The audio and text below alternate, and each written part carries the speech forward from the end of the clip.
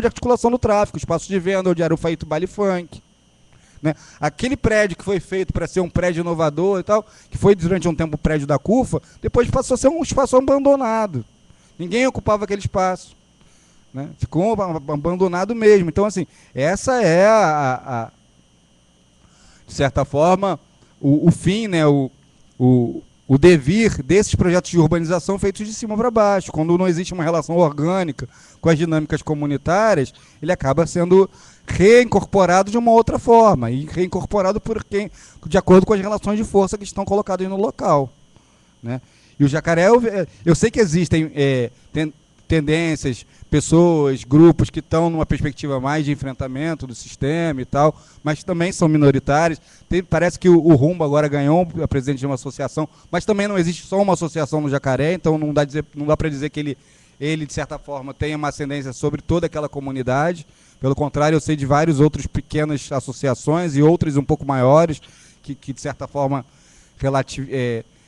tem um processo de embate interno. Eu sei que tem grupos que estão tentando fazer processos de formação política, mas também, de certa forma, a conjuntura é bem parecida com a de Manguinhos. Só que, assim, talvez eles tenham um pouco mais um pouco menos desse processo de cooptação via políticas sociais, porque Manguinhos está um pouco mais no foco disso. Mas é muito pouco, assim, pode ser que eu esteja errado, tá? Então, não estou colocando aqui, eu não vivo no Jacarezinho, então não posso te dizer, mas imagino que, de certa forma, a relação seja bem próxima. Isso, eu tenho percebido isso. Essa eleição do Rumba, de certa forma, caminha nesse sentido e tal. Também teve uma questão, Movimento Popular de Favelas, que é do Rumba Gabriel, não sei se você conhece. É uma pessoa que tem uma história de luta na cidade.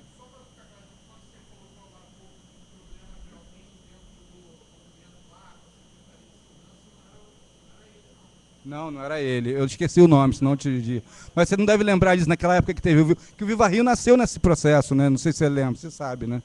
Bom. Pois é. Aqueles movimentos que teve o sequestro do Eduardo Vieira Gouveia, não teve? Do filho dele. Aí teve teve toda uma mobilização social. Quer dizer, eu tinha. Esse foi um dos vetores da formação do Viva Rio, não foi só esse, né? Eu até tinha uma. Tinha. Isso.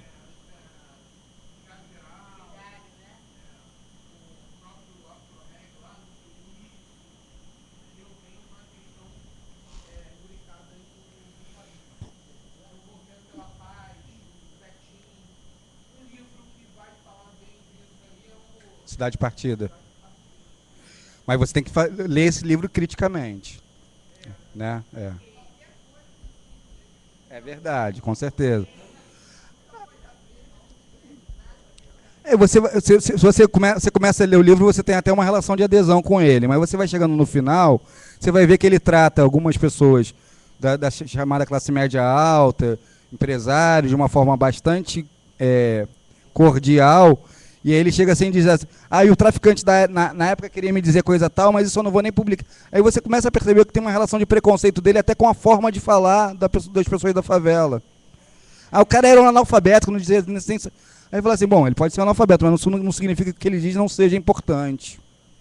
E aí eu comecei a me distanciar do livro e começar a perceber, e aí comecei a estudar, pegar outras fontes para entender essa história de nascimento do Viva Rio, e a gente percebe claramente que é um movimento empresarial, de tentar pensar como a gente pode executar o controle social dessa potência que é a possibilidade dessas comunidades, dessas novas classes perigosas estarem se insurgindo e levando violência para a cidade, sequestro, etc.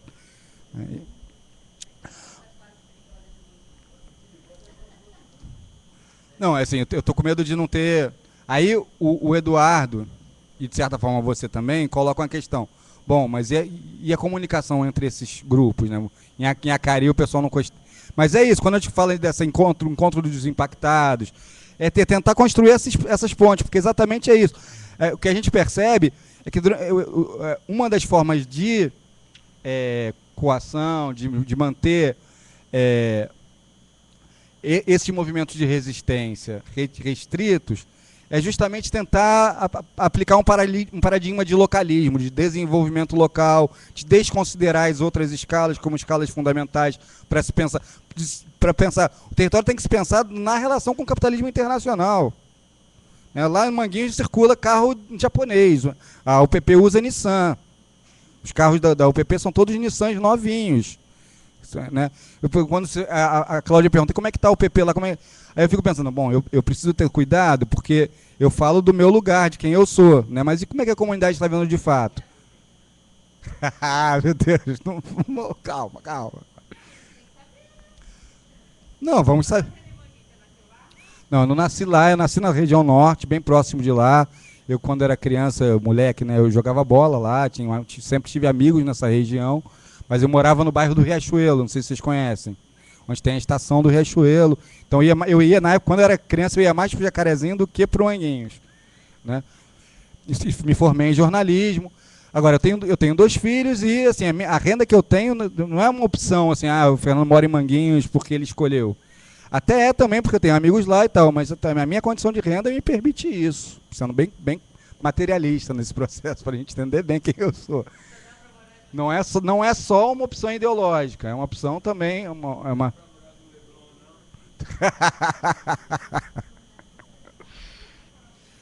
né?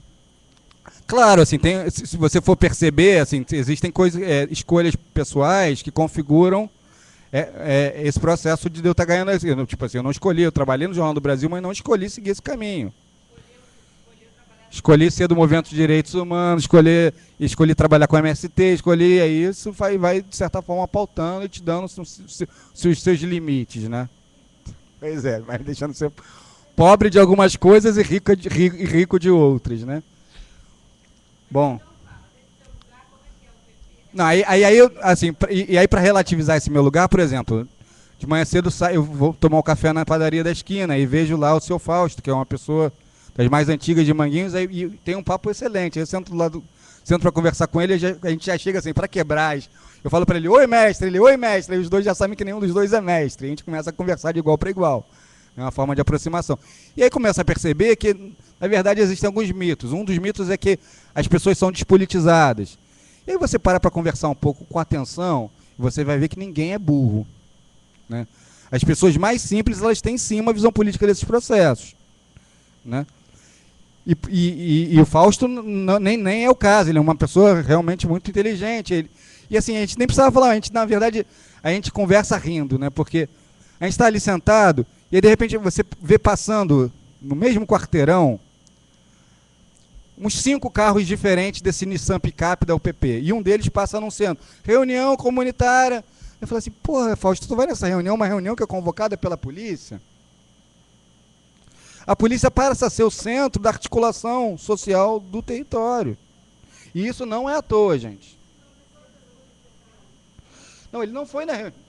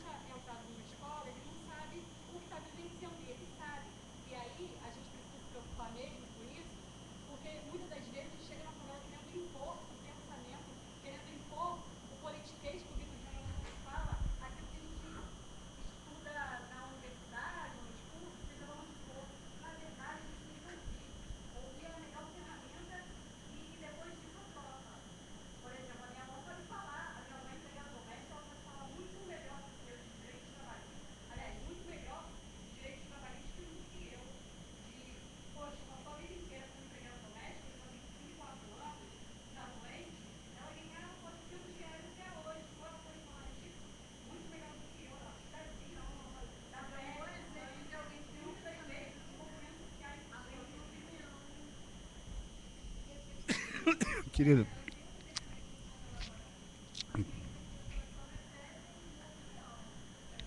Então, Não, pode falar.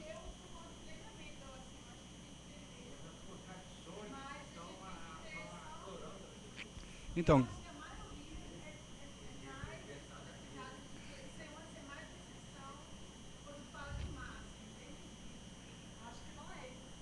calma, peraí, pessoal, vamos lá. Deixa ela fazer a pergunta dela e depois eu tento responder a essa questão. Então, deixa ela só perguntar que ela levantou o braço.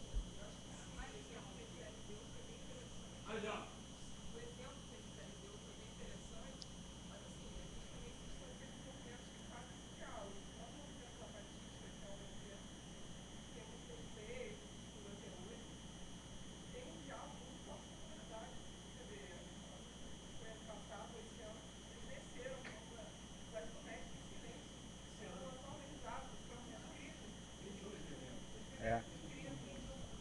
Foi assim.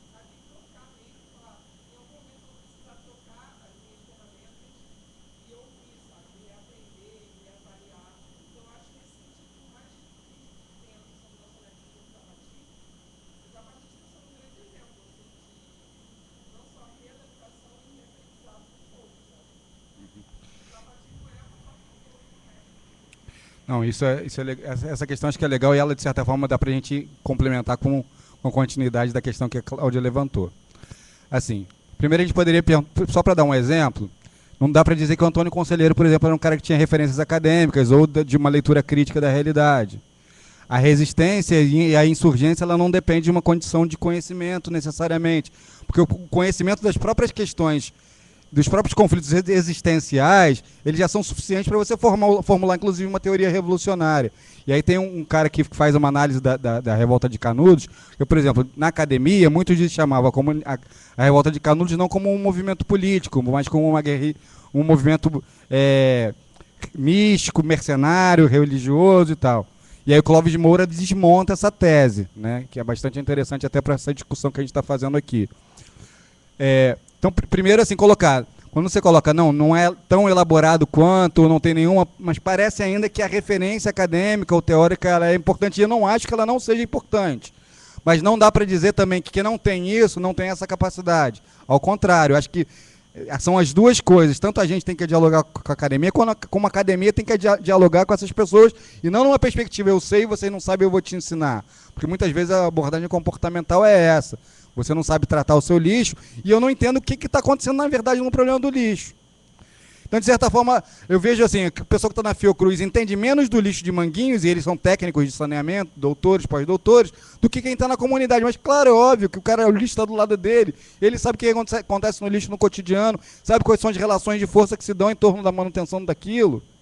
E aí, quando a gente não tem essa humildade de ouvir o outro, a gente acaba atropelando coisas e dando com os burros na água. Agora, por exemplo, isso não quer dizer que todo mundo na comunidade seja politizado. Né? Por exemplo, eu fui na casa de um senhor de 60 e poucos anos, o senhor Fernando, que ele foi preso, ele vendia bombinhas e estalinhos, o pessoal do UPP levou ele preso, ele ficou uma semana, um senhor doente de 65 anos, ficou uma semana preso. Foi para isso que o UPP serviu, não prendeu um traficante. As várias aspas que a palavra traficante tem aí. Não prendeu um bandido, várias aspas. Mas prendeu o seu Fernando, porque ele vende estalinhos. Ficou uma semana de cadeia. Aí ele chegou e falou assim, uma vez, meu filho, aí ele pegou a televisão assim, quase abraçou a televisão, o pastor falou que... E aí eu pedi para ele, pastor, me dá aquele som, que eu quero ter aquele som. E aí, de repente, eu fui no banco e vi 1.500 na minha conta, eu falei, foi Deus que me deu. Aí eu olhei aquilo assim, aí eu perguntei depois pro sobrinho dele, cara, ele me falou isso, de onde veio esse dinheiro? Ele, cara, isso é aqueles empréstimos que o banco te concede sem te perguntar, e se você usar, você já está ferrado. Né? É óbvio que existem essas duas tendências, e não dá para dizer nem ignorar a situação concreta, objetiva, de que esse senhor vive, nem desse outro, que é o Fausto, que é uma pessoa altamente politizada, sem ter qualquer relação acadêmica, mas porque ele tem uma relação de leitura crítica da realidade que ele vive. Né? E essa relação, como é que se deu? Como é que o cara começa a criticar? A partir do momento que ele percebe que as relações na comunidade causam prejuízo à própria existência dele. Causa asma na filha dele, a queima do lixo. Aí ele vai perguntar, mas quem está queimando o lixo? Aí quando ele pergunta quem está queimando o lixo, ele vai saber. Aí ele bate nas estruturas das relações de poder. E ele começa a entender que relações é essa. E aí você pensa, mas pô, peraí, se tem um pensamento crítico na comunidade, por que as pessoas não se revoltam? E aí a gente vai perceber que a coação ela existe de fato, ela é material, não é uma teoria que a gente inventa para entender esse processo. Ela tem uma atuação que é, sim, de manter a impossibilidade de uma insurgência.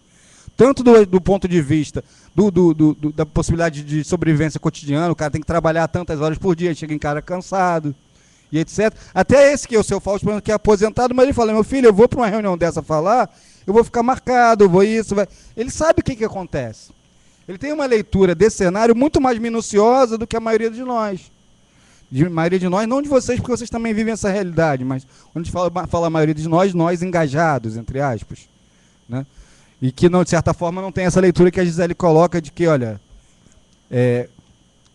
E aí eu conversando com ele sobre a questão das UPPs, é um pouco isso. Ele de certa forma, ele reproduziu quando eu falo do meu lugar de pessoa engajada, mas o Fausto falou a mesma coisa que eu senti em relação a isso. Primeiro, assim, a relação de constrangimento, ela é igual ou maior do que quando tinha o tráfico. Porque antigamente o tráfico não entrava na sua casa, e se ele entrava na sua casa, ele não entrava armado. Hoje, as diversas vezes que a polícia entrou na minha casa, ela entrou armada e entrou sem pedir licença.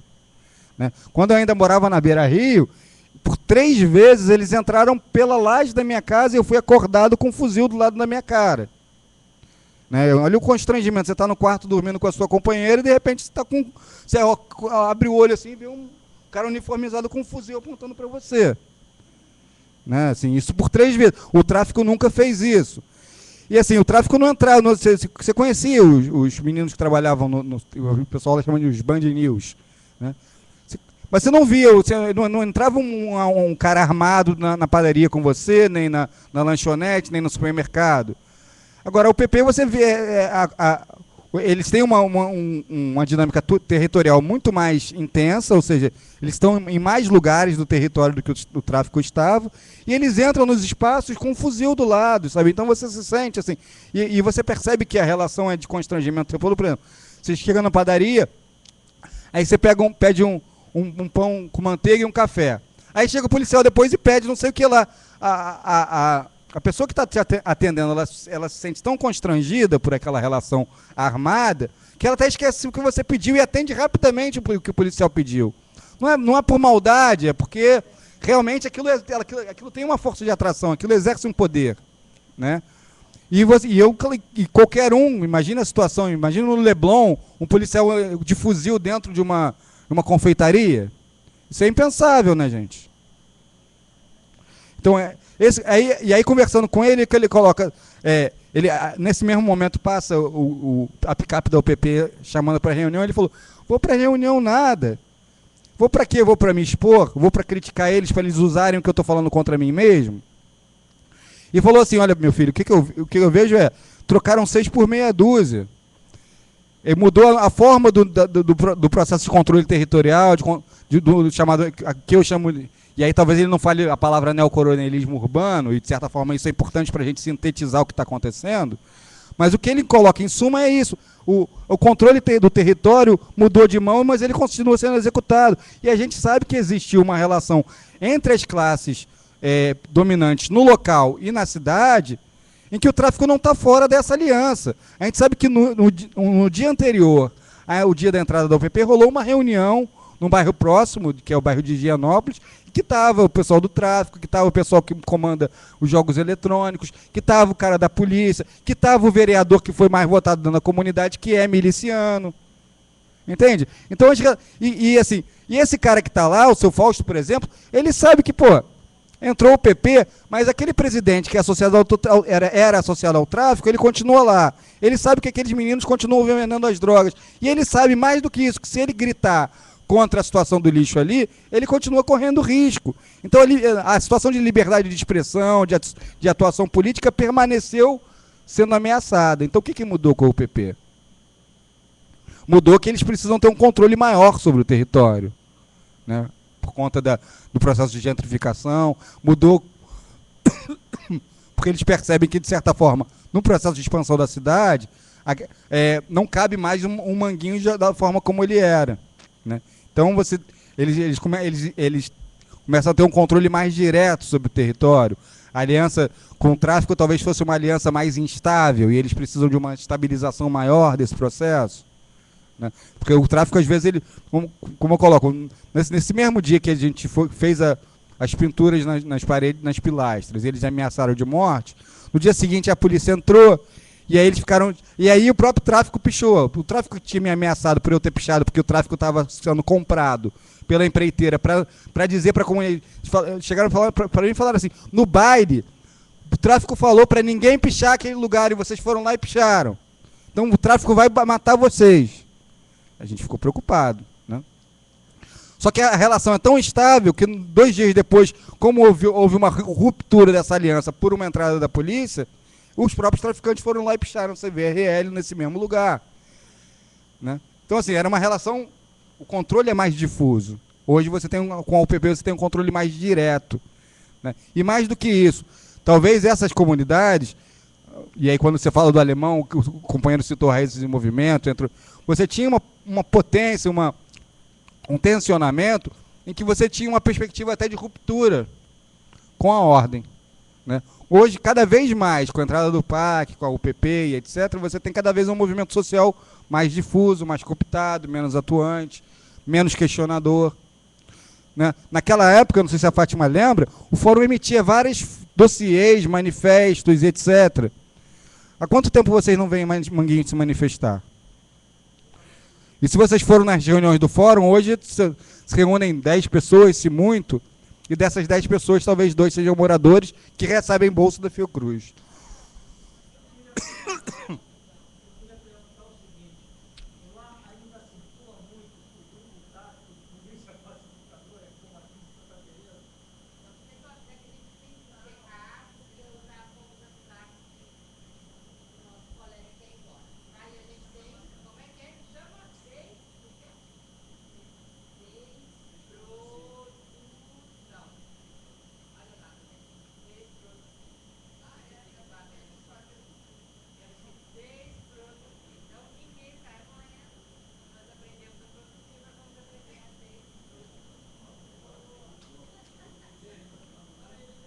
Então, Cláudio, mas a gente ouve essas duas perguntas ainda, como é que a gente faz?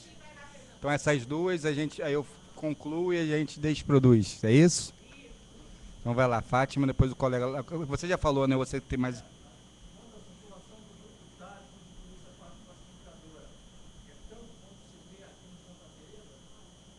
Você quer perguntar depois ou agora?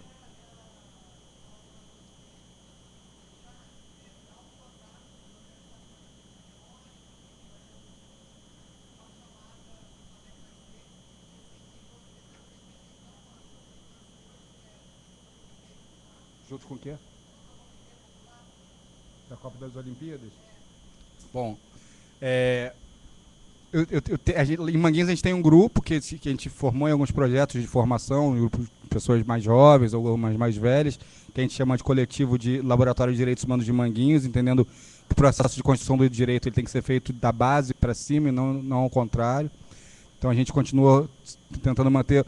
E a gente mantém uma relação com a comunidade de vivência diária que mantém um processo de movimento. Tem uma resistência de uma comunidade que está sendo removida, que você deve conhecer a Beira Rio ali, onde eu morava. Então a gente continua mantendo uma relação de apoio, devemos fazer algumas ações lá para dar visibilidade a essa luta em breve, talvez até abril.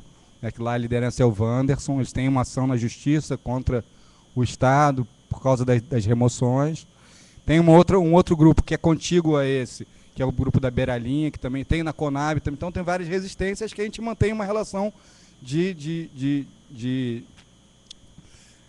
luta, né?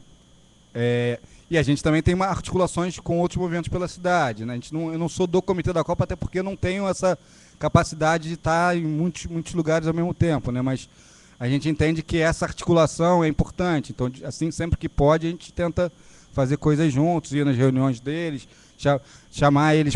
Essa, por exemplo, a reunião dos impactados, que a gente está chamando dos impactados, a gente, claro que entende que o Comitê da Copa tem que estar junto, né? E com outros grupos, assim, a gente tem um grupo chamado Rio 40 Caos, que trabalha com apoio de comunicação a esses diversos grupos minoritários, na aldeia Maracanã. Então a gente começou a querer construir redes de relação com o pessoal do Anarcofante. A gente estava naquela manifestação que teve em frente ao Museu do Mar, não sei se vocês ficaram sabendo, né? Que não é do Opa Vivará, não é aquela manifestação contratada, é aquela manifestação espontânea que rolou com o pessoal. Vocês conhecem a Gláucia Marinho, a Elaine Freitas. Então, pois é. Então, somos nós, eu sou desse mesmo grupo aí de pessoas. Não sou estranho ao circuito de vocês, não, né? Quanto à questão da UPP, sim, assim, até tem alguns mitos que é importante desconstruir, né? Sempre foi colocado assim, porque nos subúrbios existe uma menor densidade de policiais em relação à quantidade de pessoas. Aí eu sempre colocava assim, isso é relativo, porque se, por exemplo, no Leblon tem um batalhão, em Manguinhos não tem o da Maré. Por outro lado, de certa forma, as demandas de ação das chamadas de recursos especiais, da CORE, do BOP, do Choque, são sempre convocados para atuar nessas áreas, né? A atuação de policiais comuns da UPP em Manguinhos começou agora, tem menos de um mês, porque durante muito tempo houve uma ocupação pelo Choque, o Choque ficou lá uns 2 meses, né? Existe uma grande circulação, sim, do grupo tático, dos policiais da UPP, mas na área mais, assim, dentro da favela também existem subdivisões entre as áreas em que existem as melhores casas, né? E a polícia normalmente circula nessas áreas, que são mais asfaltadas, onde tem as melhores casas. No bairro, a gente chama de bairrinho, bairro vermelho, barro vermelho, ou na favelinha, até por conta da própria configuração urbana, que são vielas, a polícia não circula muito, né? Agora, tem certos lugares, como eu estava citando, estava em frente à padaria, em menos de 20 minutos passaram, um carro parou em frente à padaria e ficou lá com os policiais tomando seu café da manhã. Enquanto isso, circularam uns 4 carros diferentes desse mesmo modelo novo da Nissan, picape grande, né? E é sempre contraditório, porque são carros enormes para ruas pequenas, né? E a gente fica brincando, assim, porque nesse dia foi no dia posterior ao dia da enchente, então tava móveis do lado da rua e tal. E aí não tinha... tinha tanto carro da polícia que eles engarrafavam a rua e não tinha uma caçamba da Conlurb para recolher o lixo. Né? No dia que teve ocupação, eu até tirei mais fotos, no dia que teve ocupação da UPP, você via lá a retroescavadeira do BOP, ela servia não para tirar as barreiras do tráfico, mas para remover o lixo que estava acumulado que a Colurb não recolhia.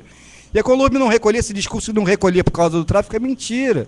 Eles entravam lá quando eles queriam. Quando tinha muito protesto, o lixo estava acumulando muito tempo, aí eles botavam umas 10 caçambas da Colurb para tirar tudo ao mesmo tempo. Ou então, quando ia ter Rio Mais 20, quando precisava fazer maquiagem, sempre tinha recolhimento e o tráfico nunca impediu. Né? Mas o problema é que o próprio sistema de recolhimento de lixo nas áreas favelizadas ela é precarizada. Isso é um fato, assim. Se a gente não discutir isso pela raiz e ficar usando, que é um discurso que o Sérgio Besserman usa muito, né? Para justificar as UPPs, para justificar... o saneamento é ruim, não é porque não existem investimentos. Ele está certo, desse ponto de vista. Se você for pensar a quantidade de bilhões investidos no saneamento na cidade, no estado do Rio de Janeiro, desde o Prosanear ou desde antes até hoje, é muita coisa. Mas por que esses investimentos são ineficientes? Essa é uma pergunta importante de se fazer. E aí, a resposta do Besserman, por exemplo, é por causa do tráfico, é por causa da violência. E a resposta disso é o PP. A nossa resposta é porque os projetos de saneamento são feitos de cima para baixo, para beneficiar o grande capital, as grandes empreiteiras, para maquiagem, né? E utilizando de uma estrutura política clientelista. Né? E aí, assim, não daria tempo para a gente se aprofundar nisso, mas é um pouco por esse viés.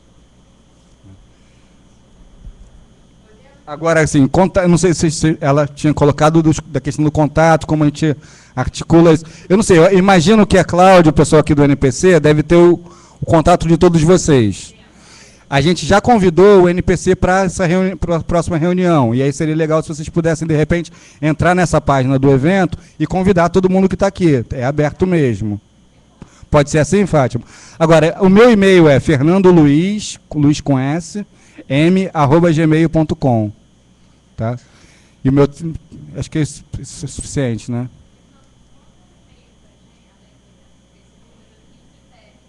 Claro. É tanta coisa, imagina. Claro. É.